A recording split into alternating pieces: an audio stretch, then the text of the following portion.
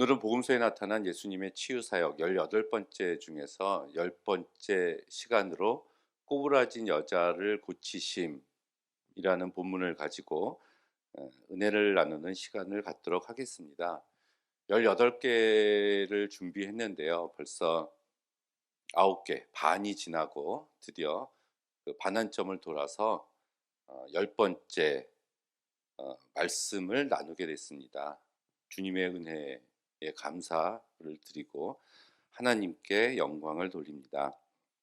이 꼬부라진 여자를 고치신 사건은 이 누가복음에만 나옵니다. 마태나 마가나 요한복음에는 등장하고 있지 않은 사건이죠.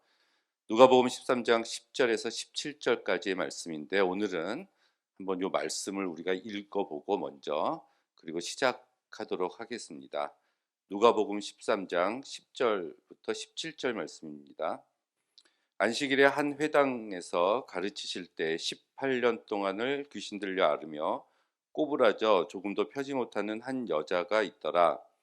예수께서 보시고 불러 이르시되, 여자여, 내가 내 병에서 놓였다 하시고 안수하심에 여자가 곧 펴고 하나님께 영광을 돌리는지라. 회당장이 예수께서 안식일에 병 고치는 것을 분내어 무리에게 이르되, 일할 날이 엿새나 있으니 그 동안에 와서 고침을 받을 것이요 안식일에는 말 것이니라 하거늘, 주께서 대답하여 가라사대, 외식하는 자들아, 너희가 각각 안식일에 자기의 소나 나귀나 마구에서 풀어내어 이끌고 가서 물을 먹이지 아니하느냐. 그러므로 18년 동안 사단에게 매임받은 이 아브라함의 딸을 안식일에 이 매임에서 푸는 것이 합당치 아니하냐. 예수께서 이 말씀을 하심에 모든 반대하는 자들은 부끄러워하고 온 무리는 그 하시는 모든 영광스러운 일을 기뻐하니라. 아멘. 이 누가복음 13장 전체를 한번 살펴보면 예수님께 반대되는 적의를 가지고 있었던 종교 지도자들이 예수님께 질문하면 예수님께서 그 질문에 대해서 답변하시는 형식을 띠고 있습니다. 특별히 이 13장은 회개라는 주제를 가지고 이야기가 전개되는데요. 이 회개라는 주제는 이 다음에 이어지는 14장하고 15장에도 동일하게 반복이 됩니다. 그런데 우리가 성서를 이렇게 나누는 것이 굉장히 중요하다고 말씀을 드렸는데, 누가복음 전체 속에서 한 단락을 나누어 보자면 이 13장 10절부터 시작해서 14장 끝까지 이제 35절까지 말씀이거든요. 이거를 한 무리, 한 단락으로 우리가 묶어서 공부를 해야 되는 그러한 본문의 구조를 가지고 있습니다. 정확하게 반복이 되거든요. 그래서 이 13장 10절 오늘 본문부터 14장 끝에까지 본문의 문맥 구조를 한번 살펴보겠습니다. 첫 번째를 보면은 13장 10절에 안식일에 꼬부라진 여인을 고치시는데 14장 1절부터 똑같은 이야기가 나옵니다. 대신에 안식일에 고창병 든 남자를 고치시는 것. 그리고 다시 13장으로 돌아오면 하나님 나라는 겨자씨와 같다. 그리고 누룩과 같다. 하나님 나라에 들어갈 자, 이 좁은 문으로 들어가라는 말씀이 나오고요. 그리고 마지막에 그 예루살렘에서 다가올 그 예수님의 운명에 대해서 본문이 기록되어 있고요. 그 다음에 14장에도 보면은 그 잔치에 높은 자리에 앉지 말라, 또 잔치에 초대받는 자들은 가난한 자, 병신들, 저는 자들, 소경들을 청하라는 것, 그리고 하나님 나라에 들어갈 자들이 바로 이들이라는 것, 그리고 마지막에 자신의 십자가를 지고 예수를 따르라.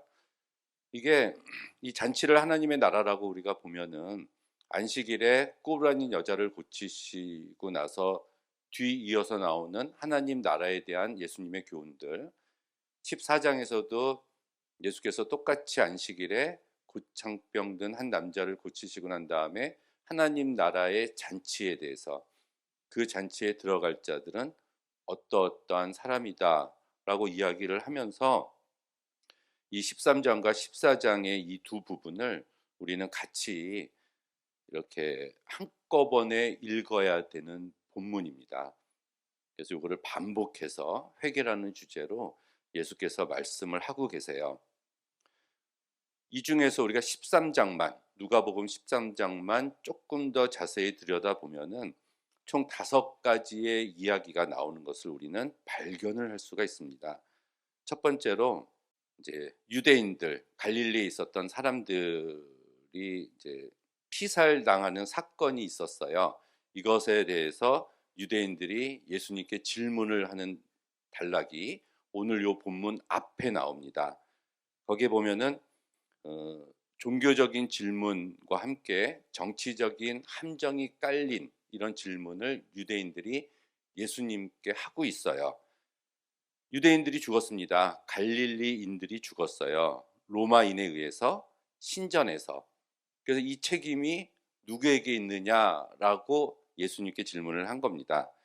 만약에 예수께서 로마 총독 빌라도에게 책임이 있다고 답변을 하시면 예수님을 로마에 넘겨줄 구실을 이들이 찾는 거고, 죄로 인해서 인과응보 때문에 갈릴리인들이 죽임을 당한 것이다라고 이야기를 하면 그들의 죽음이 죄의 탓이라는 그 유대인들의 율법을 옹호하게 되는 예수님의 답변이 됩니다.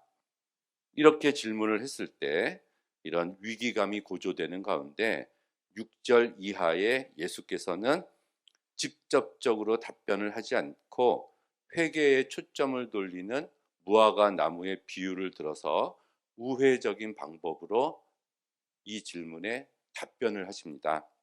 그래서 무화과 나무 비유를 통해서 회개를 촉구한 거예요. 무화과 나무의 용도는 땔감용이나 장식용이나 목재용으로 쓰이지 않습니다. 무화과 나무는 열매용이에요. 그 열매를 따서 먹게 되는 것이 무화과 나무인데, 예수님의 말씀은 3년 동안 열매를 맺지 못하는 것은 두고 보지만 3년 뒤에도 열매를 맺지 못하면 무화과 나무를 찍어 베어 버린다, 이런 말씀을 하십니다. 이것은 회개의 열매를 맺어야 하는데 그 맺지 못하는 그 무화과 나무를 베어 버리듯이 그 회개 열매를 맺지 못하는 그런 사람들은 하나님의 심판을 받을 것이다. 그렇지만 3년이라는 유예 기간을 예수께서 하나님께 구해서 그 유예 기간을 예수님이 두셨다. 그래서 하나님의 심판을 연기시키는 역할을 하셨다는 것이 예수님의 답변입니다. 그리고 나서 이제 오늘의 본문인 그 꼬부라진 여인을 고치시는데, 누가복음에서 안식일에 예수께서 3번 병자를 고치신 사건이 나옵니다. 우리가 지난번에 오른손 마른 사람을 고치신 사건이 있었는데 그것이 안식일에 벌어졌어요. 6장에 손 마른 사람 고치신 사건, 오늘 본문인 13장에 꼬부라진 여인을 고치신 것, 그리고 다음 14장에 고창병 든 남자를 고치신, 누가복음에는 안식일에 병자 고친 사건이 3번 등장하는데 오늘의 본문은 그 중에서 2번째 본문이 됩니다. 그리고 3번째로 18절에서 21절에 겨자씨 비유와 누룩 비유로 구성된 하나님의 비유에 대해서 예수께서 설명을 하십니다. 마태복음 13장에 보면은 천국은 이러이러하다라고 예수께서 7가지 비유를 하세요. 그 중에서 7개 중에서 누가는 마태복음에 나와 있는 비유 중 겨자씨 비유와 누룩 비유만 이곳에서 기록을 해서 이야기를 하고 있습니다. 겨자씨는 작은 거고요. 누룩은 퍼지는 거거든요. 그러니까 하나님 나라에 대해서 천국 확장에 대한 비유를 예수께서 말씀을 하신 겁니다. 그러면서 예수께서 이 세상에 오셔서 건설하시는 궁극적인 메시아의 왕국은 현실적인 왕국이 아니라 궁극적으로 하나님 나라가 어떠한 것이다라는 교훈을 13장 18절 이하에서 하십니다. 그리고 나서 구원에 관한 질문에 대해서 예수께서 답변하신 형식으로 구원에 이르는 길을 22절 이후에 묘사를 하고 계십니다. 구원의 길을 이르는 길, 그 길은 이 부분에서 좁은 문으로 들어가라 라고 예수께서 말씀을 하세요. 그리고 그 길을 예비하지 못한 자는 결국 하나님께로부터 배척을 당할 것이다. 그러면서 궁극적으로 하나님 나라를 차지할 자는 이러이러한 자다라고 말씀을 해주고 계십니다. 하나님 나라와 성도 각 개인의 책임이라는 주제 아래 예수님의 교훈을 여기에 모아놓은 거예요. 그리고 마지막으로 13장 마지막에 예루살렘의 비극적인 운명을 내다보시고 예수께서 슬퍼하시는, 슬픔을 표현하시는, 탄식하시는 말씀이 나옵니다. 결국 이 예루살렘은 멸망당할 것이다. 그래서 너무 안타깝다라고 말씀을 하셨고, 결국 이 예루살렘은 AD 70년에 로마의 디투스라는 장군에 의해서 멸망을 당하게 됩니다. 그걸 미리 예수께서 내다보시고 말씀을 하신 거죠. 이것이 이 13장의 전체적인 구조예요. 제가 이런 말씀을 여러분에게 드리는 이유는 항상 말씀을 드렸지만 우리가 성서를 읽을 때 한 사건만 보는 것은 굉장히 위험합니다. 그래서 그 앞에 무슨 사건이 있었고 그 뒤에 무슨 일이 전개되고 있고 이것이 몇 장에 있고요.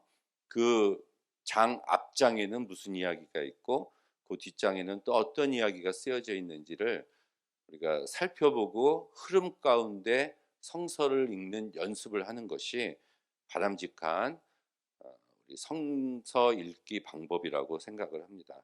이러한 13장의 구조 가운데서 본문은 회당에서, 그것도 안식일에 예수께서 한 여자를 고치신 사건을 이제 언급을 하고 있어요. 이 사건에 대한 반응으로는 지속적으로 하나님께 고침받은 것에 대해서 감사를 표하는 여인이 나오고요. 회당장을 대표하는 반대되는 세력들이 등장을 하고요. 이 일을 보고 영광스러운 일로 여겼다라는 무리들의 반응이 나옵니다. 그리고 결론으로는 회당장과 그 편에 섰던 사람들은 부끄러움을 느꼈고 그 이외에 온 무리들은 기뻐했다 하면서 사건이 결론이 나요. 예수께서 어느 날 안식일에 회당에서 가르치고 계셨는데 거기에 18년 동안 허리가 굽어져서 몸도 제대로 펴지 못하는 한 여인이 있었습니다. 예수께서 그 여인을 불러서 여자여 내가 내 병에서 놓였다 말씀하시면서 안수해 주셨어요. 그러자 그 여자는 즉시 허리를 펴고 하나님께 영광을 돌렸습니다. 우리 성서에서는 꼬부라져라는 단어가 나와요. 이 말씀은 혼자서 일어서거나 머리를 들 수 없는 상태고요. 이 병은 현대 의학 용어로 척추교착염이라고 이야기를 합니다. 이것과 비슷하다고 해요. 그런데 누가는 특히 이 병이 귀신에 의해서 오게 된 것이다. 이렇게 앞에 잠깐 묘사를 하고 있어요. 또 18년이라는 세월은 더 악화될래야 악화될 수 없을 만큼의 아주 최악의 상태였음을 보여주는 시간입니다. 당시에 여자는 이 회당에서 공적인 예배에 참석할 수 없었기 때문에 아마도 구석에서 가장자리에 이제 자리를 잡고 앉아 있었을 거예요.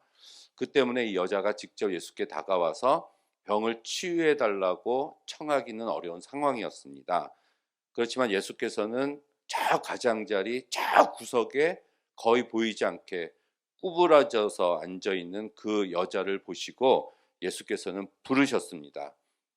첫 번째 안식일 논쟁이었던 누가복음 6장에서 오른손 마른 사람을 고치실 때도 예수께서 그 사람 구석에 있었던 그 사람을 직접 호명하여 부르시고 한 가운데로 나오게 하셔서 고쳐주셨어요. 그것과 비슷하죠.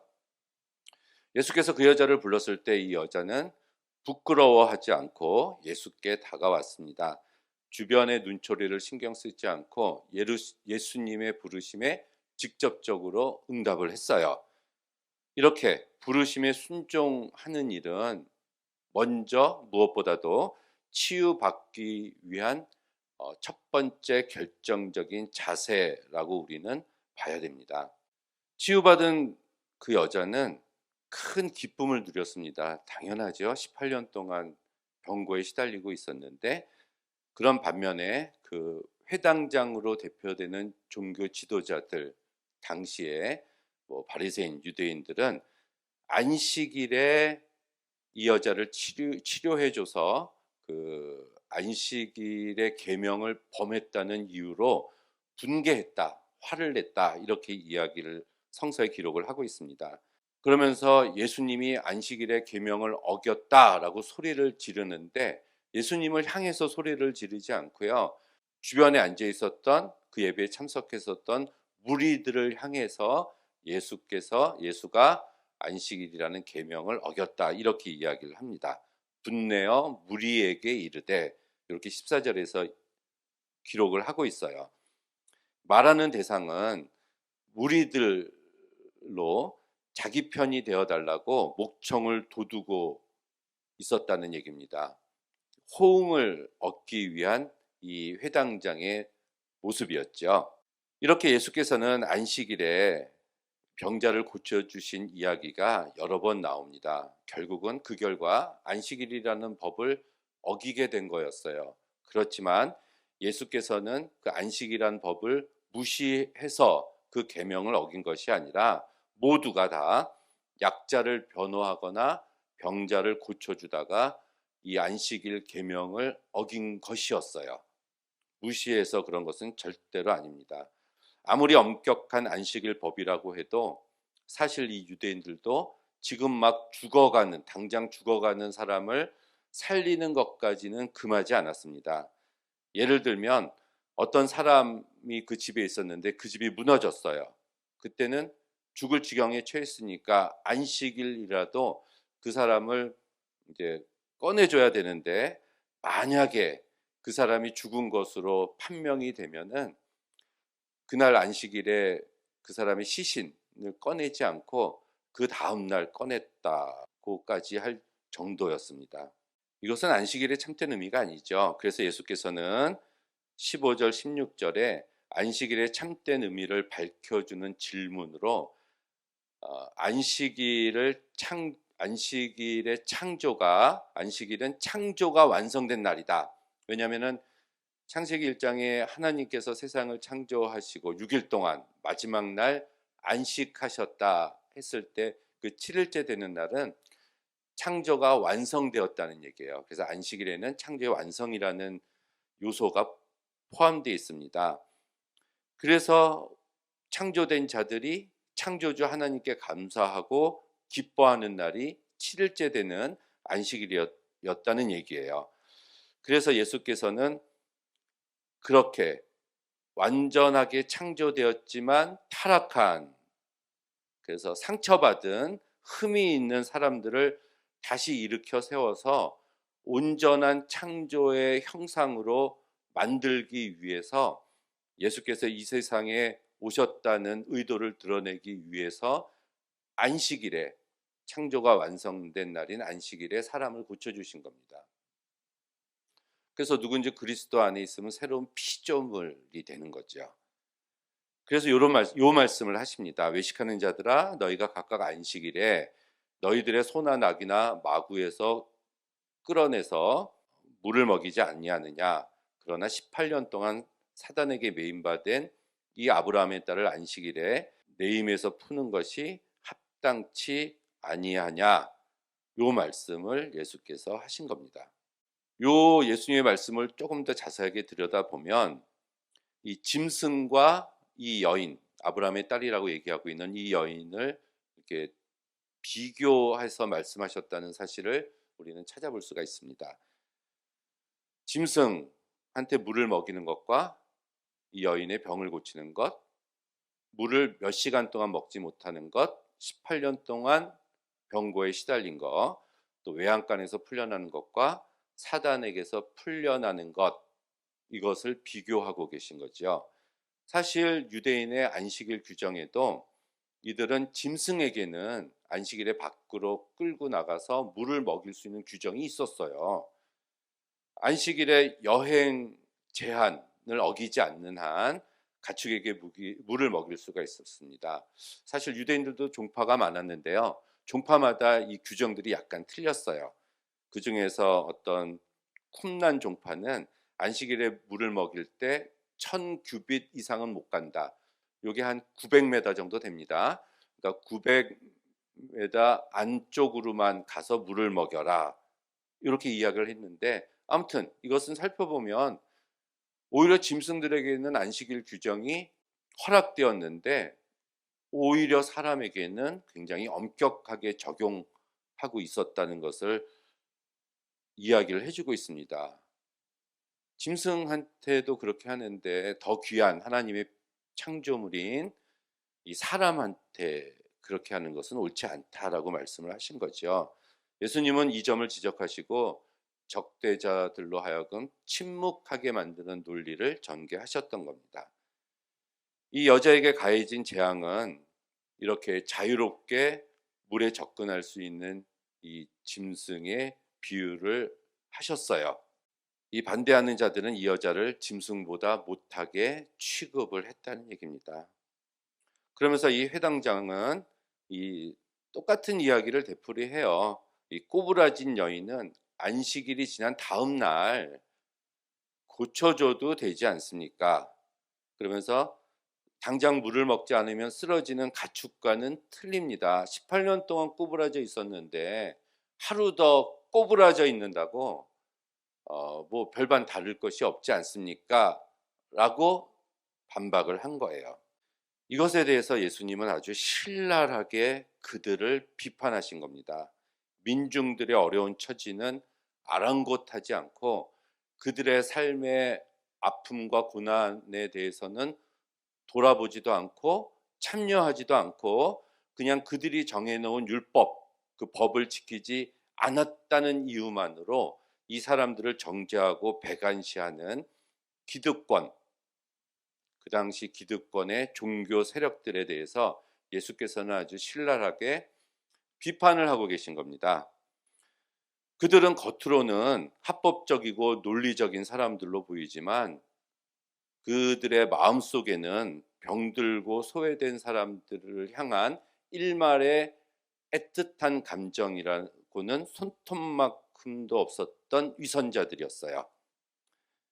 그들은 그 사람들을, 민중들을 자기들이 소유하고 있는 가축이나 소, 나귀만도 못한 존재로 여기고 있었다는 겁니다. 그 사람들보다 자기 소유물을 더 사랑했다는 얘기죠. 그래서 예수께서 좀 전에 이렇게 말씀하신 것은, 이 소나 나귀를 예로 드신 것은 사람을 소나 나귀보다 못하게 여기는 그들에 대한 비판과 동시에 아주 신랄한 비꼼이다라고 우리는 볼 수가 있습니다. 마태복음에서 안식일 논쟁에서도 비슷한 이야기를 마태가 하고 있어요. 마태복음 12장 11절 12절에 보면은 안식일에 양 한 마리가 구덩이에 빠지면 그것을 끌어올리지 않을 사람이 어디 있느냐? 사람이 양보다 귀하지 않느냐고 말씀하시면서 바리새인들을 비판하신 장면이 나옵니다. 그 당시에 기득권 세력들, 권세를 가지고 있었던 사람들, 소위 상류층을 형성하고 있었던 사람들은 그들이 지켜야 된다는 율법, 근데 위선이었죠. 그들로 인해서 정작 고통을 당하고 있었던 것은 차라리 짐승만한 삶도 살지 못하고 있었던 그 당시의 민중들, 사람들이었다는 얘기입니다. 이런 율법주의가 사람을 억누르는 한 사람은 개만도 못한 인생을 그 사회에서 살 수밖에 없습니다. 합당하지 않느냐? 예수께서 이렇게 말씀하셨어요. 이 말은 반드시 해야 된다. have to, must란 뜻이에요. 그래서 예수께서 이 여인의 병을 고치신 것은 선택이 아니라 어떠한 경우에도 고쳐야 할 당위성을 가지고 내가 임한 것이다 라는 말씀을 예수께서 하신 겁니다. 18년 동안이나 고통스러운 병을 앓고 있었던 여인이 치유된 그 장면을 보면 하나님의 백성이라면 함께 기뻐하고 하나님께 영광을 돌려야 됨에도 불구하고 도리어 율법을 어겼다고 비판하는 자들은 진정한 의미에서 하나님의 말씀의 수호자들은 절대로 아닙니다. 치유받은 이웃을 위해서 함께 기뻐하지 못하는 자들은 하나님의 영광을 방해하는 자들이에요. 이들이 이렇게 이 여인을 천대한 것은 모든 질병의 원인이 그 여인이나 그 여인의 조상의 죄 때문에 비롯됐다는 잘못된 생각을 가지고 있었기 때문에 그래요. 그래서 이 여인이 18년 동안 꼬부라져 있었다면은 그만큼 큰 죄를 지었기 때문에 죄값을 치르고 있는 것이다.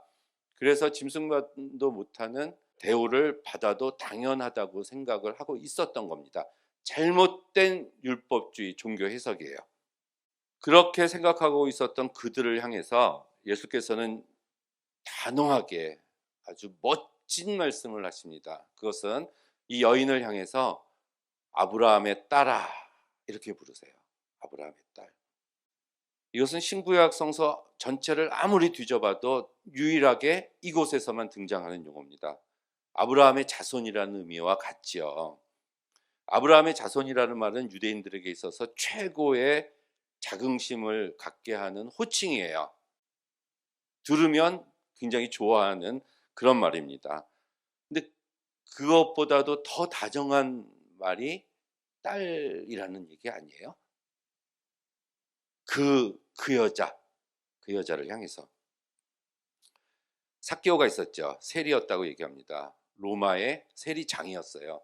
세금을 걷어서 로마에게 바치는 유대인.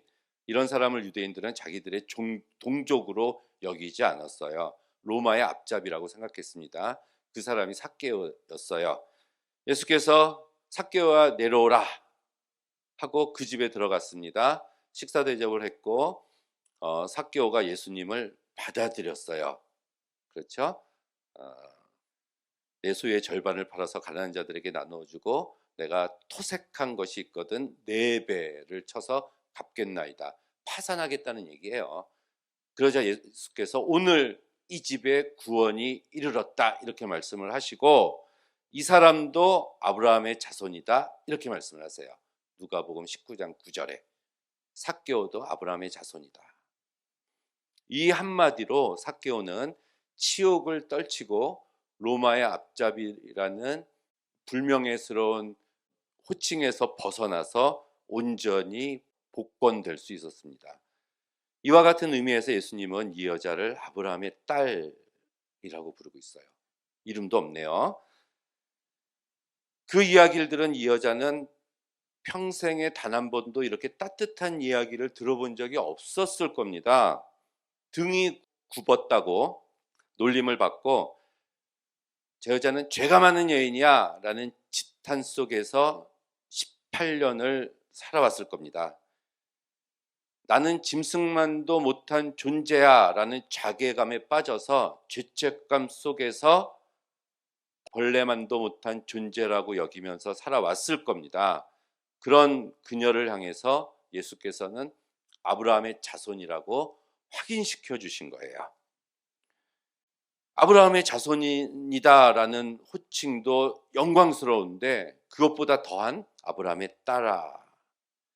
우리는 특별하고 애정 어린 일을 이룰 때 딸아라고 이렇게 부르지 않습니까? 이스라엘에서도 누구를 딸이라고 부르는 것은 단순히 여자를 가리키는 것이 아니라 아주 사랑스럽고 소중한 존재일 때 이런 호칭을 붙입니다. 어쩌면 자신이 여자임을 부끄럽게 여겼을 그 여인을 아브라함의 딸이라고 예수께서 불러주심으로써 예수님께서는 그녀의 존재를 되찾아 주셨고 그녀의 이름을 또 되찾아 주신 거예요.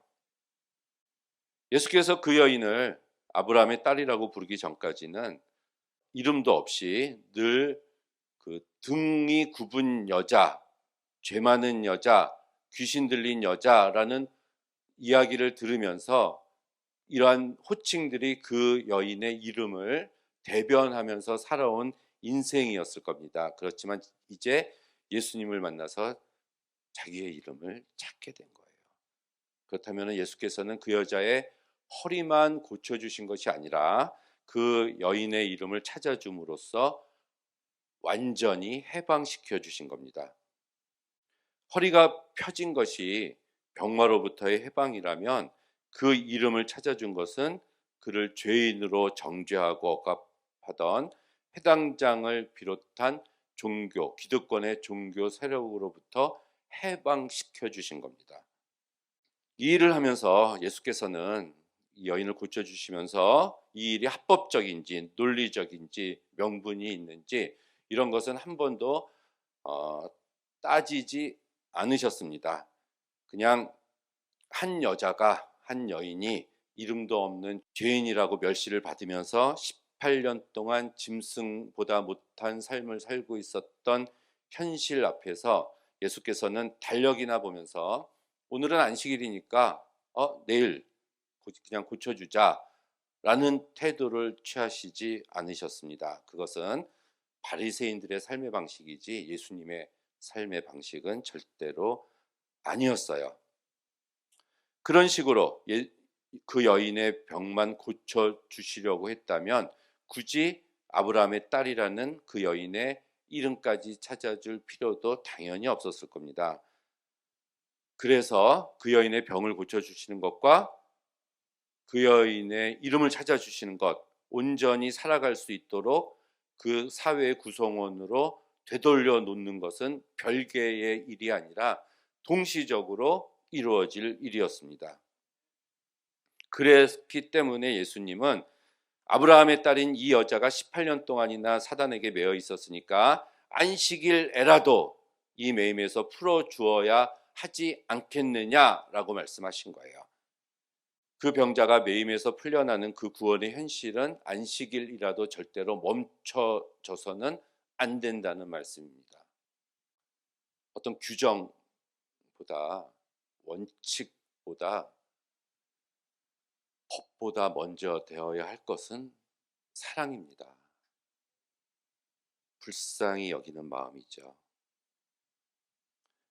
예수께서 굳이 안식일을 어긴 것은 그만큼 그 여인의 병든 몸을 고쳐주고 그녀의 권리를 되찾아 주시는 일에 전심전력 최선을 다하셨다, 몰입하셨다라는 것을 뜻해요. 예수님은 병자 한 사람 한 사람을 대할 때마다 지금 고쳐주지 않으면 다시는 기회가 없을 것과 같은 절박한 심정으로 병자들을 대해 주셨습니다.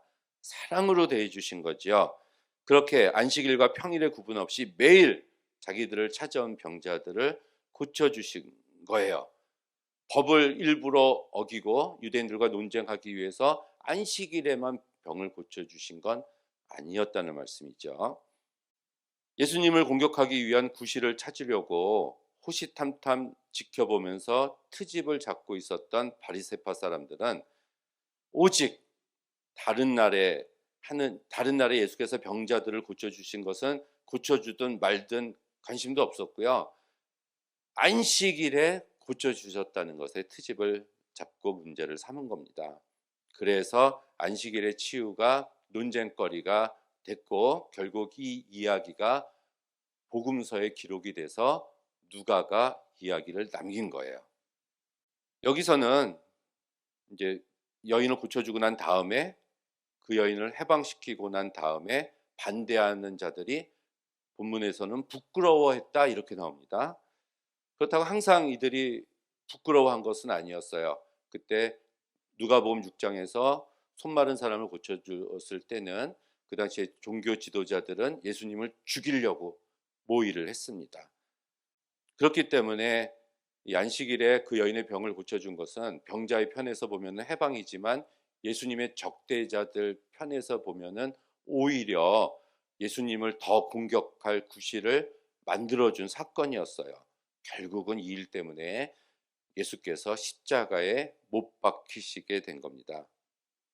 예수님은 그들의 핍박 속에서 그들이 자기를 죽이려고 하는 것을 알고 계셨음에도 불구하고 그 한 사람 한 사람을 고쳐주시는 일이 더 중요하다고 생각하셨기 때문에 십자가의 길을 가실 때까지 걸음을 절대로 멈추지 않으셨습니다.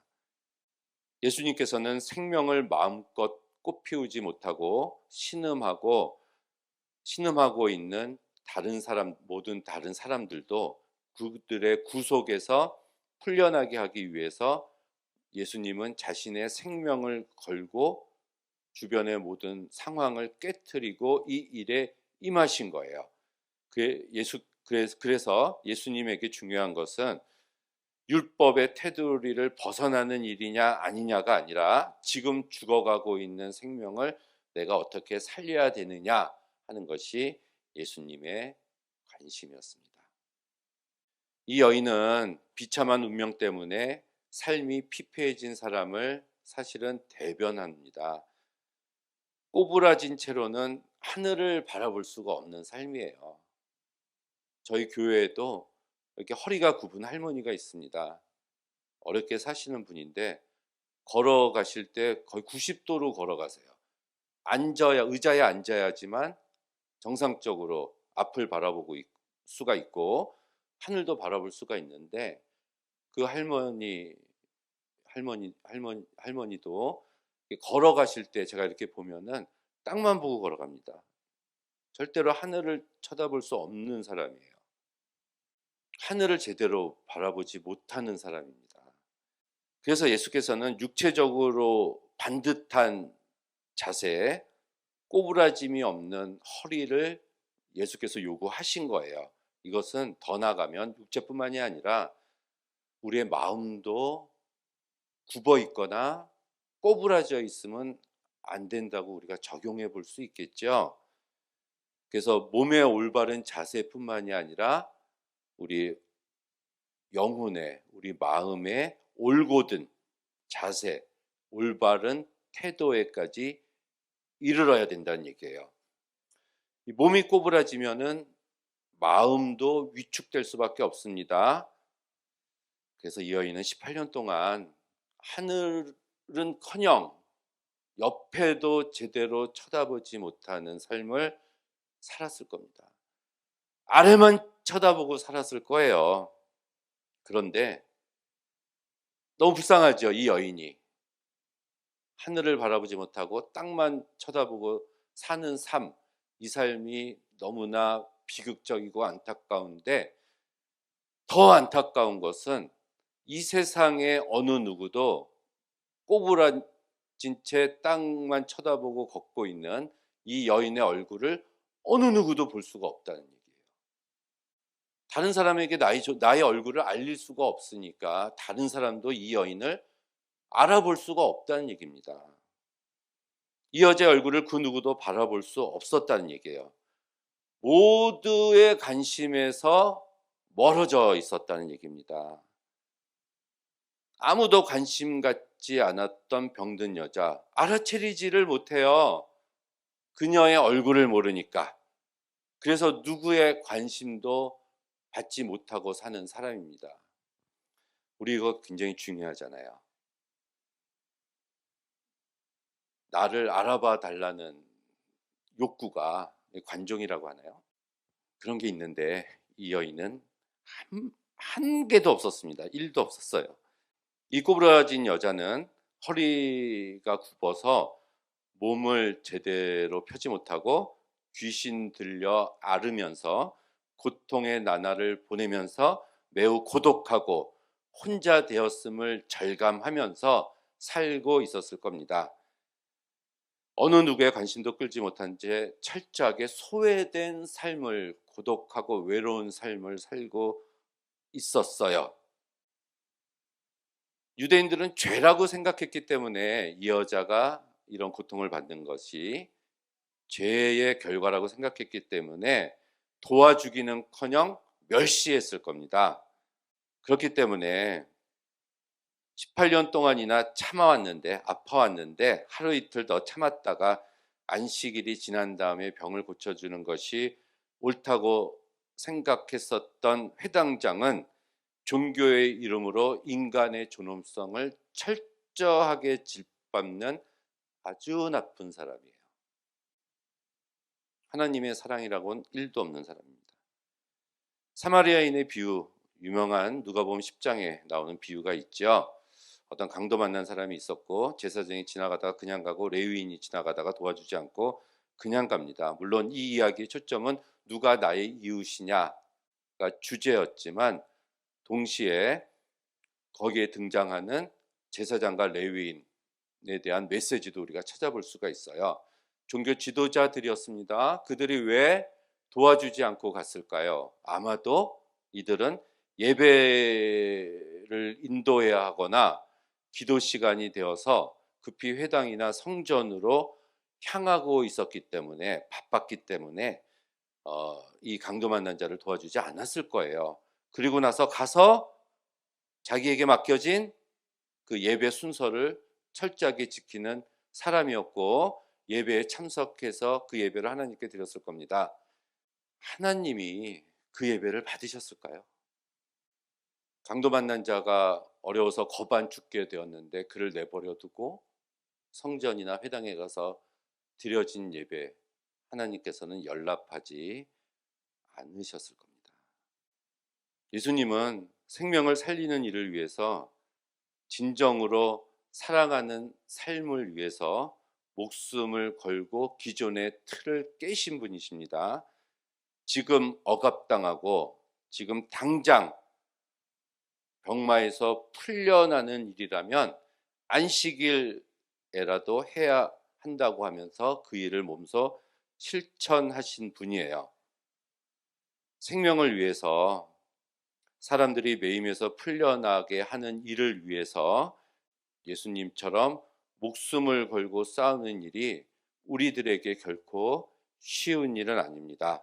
그렇지만 그리스도인이라면, 예수님을 따르는 자라면, 우리들이라면 예수님의 그러한 삶을 우리들은 따라야 될 줄로 믿습니다. 내가 매사에 법대로, 규정대로 한다고 하면서 사무적으로 업무를 처리하고 있는 동안에 그 때문에 누군가가 상처받고 죽어가고 있지는 않은지 우리는 우리의 주변을 살펴봐야 됩니다. 원칙 당연히 중요하지요. 원리 원칙대로 하고 규정대로 하고 법대로 하는 게 가장 중요합니다. 하지만 더 중요한 것은 우리가 사람들을 대할 때, 주변에 있는 사람들을 대할 때 법과 원칙으로만 대하는 것이 아니라 불쌍히 여기고 사랑으로 대하는 것이 더 먼저가 돼야 하지 않을까. 내가 그 일을 행함으로 인해서 기존의 기득권의 어떤 세력으로부터 핍박을 받는다고 하더라도 우리가 용기를 내서 그 일을 해야 하는 것이 바로 그리스도인의 삶이라고, 저는 이 꼬부라진 여자를 고치신 예수님의 사역을 보면서 여러분에게 이 말씀을 꼭 드리고 싶습니다.